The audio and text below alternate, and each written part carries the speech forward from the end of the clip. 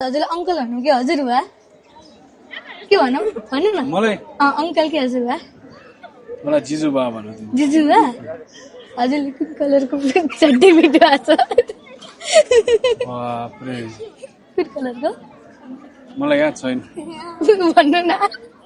कहाँ याद छैन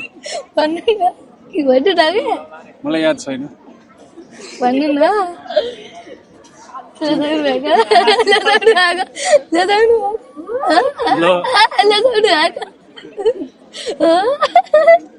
सुन्न पाइन्न त्यसै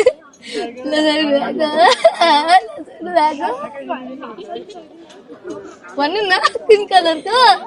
भन्नु न भन्नु के भन्नु न ल मेरो कानमा भन्नु कहिले पनि सुन्दैन भन्नु न याद छैन ब्लू कलरको होला मलाई त पिङ्क कलरको लागेको थियो हाँस्नु के किन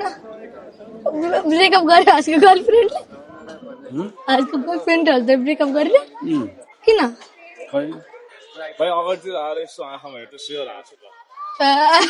हेर्नु त